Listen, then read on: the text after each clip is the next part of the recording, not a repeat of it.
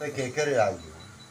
Mungkin yang kedua ya, konsumen. Loh, nyatanya dulu ketika anak saya sekolah di SMP itu enggak ada yang berani narik.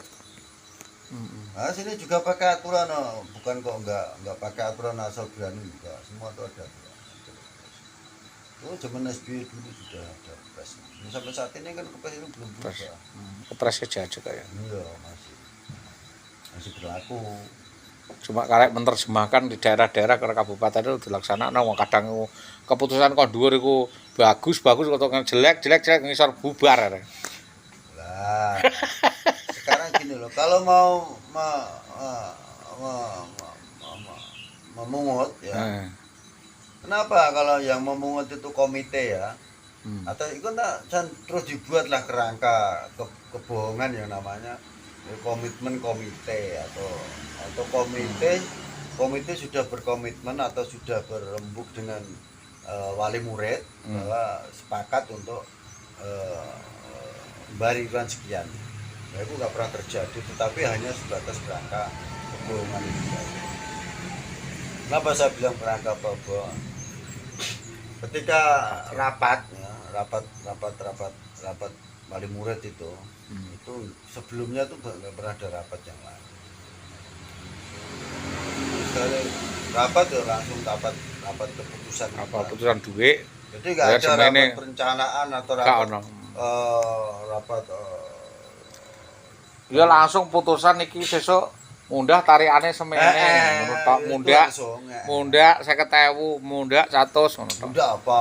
Ya anggere munggah kelas mundak ngono 250. Enggak, kalau semakin turun kelasnya malah semakin turun. Misalkan kelasnya semakin turun tarikannya.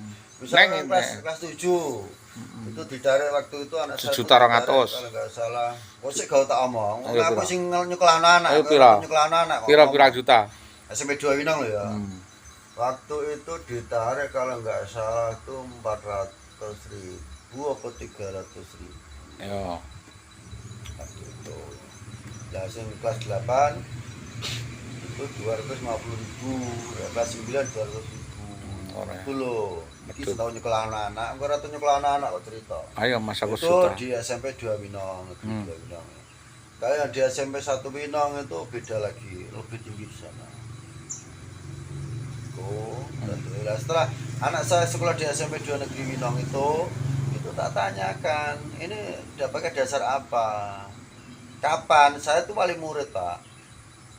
Saya nggak pernah dapat undangan rapat selain ini. Dengar pendapat saya nggak pernah. Datang-datang saya dapat undangan rapat paripurna tadi, rapat ini tadi. Ini berarti keputusan sepihak. Nah, terus yang menjadi pertanyaan saya, apakah kepres zaman Pak SBY dulu itu sudah nggak berlaku?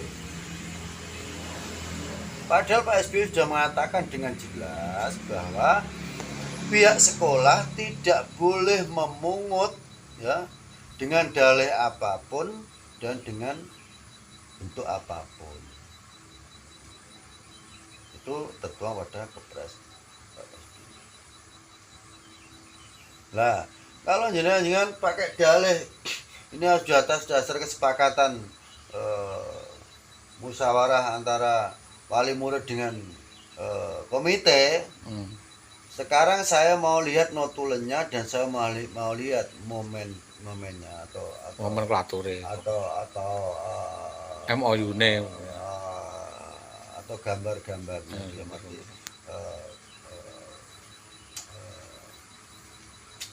draft kegiatan itu loh.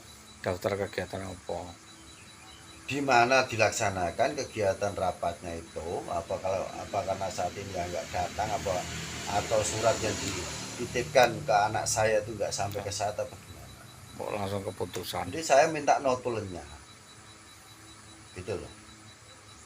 Saya minta notulennya itu mah yang hadir itu siapa saja yang dijajak rapat pembahasan itu ya hadir siapa saja dan depannya di mana. Jadi jangan beropini kalau ini sudah jangan membuat statement yang ini sudah menjadi kesepakatan kita tinggal setuju saja gitu. Ya nggak bisa, ini berarti penekanan. Ini pembodohan.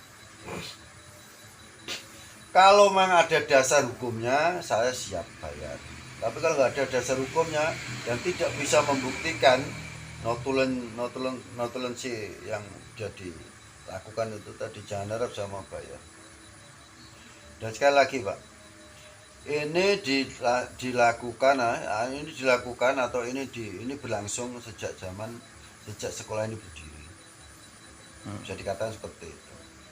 Nah, sekarang yang menjadi pertanyaan saya Pak, apakah ketika setelah pelaksanaan kegiatan uang yang namanya iuran suka tak rela ini tadi, karya yang bertarif itu tadi, pernah nggak membuat laporan pertanggungjawaban dari anggaran yang akan dilaksanakan atau RAP itu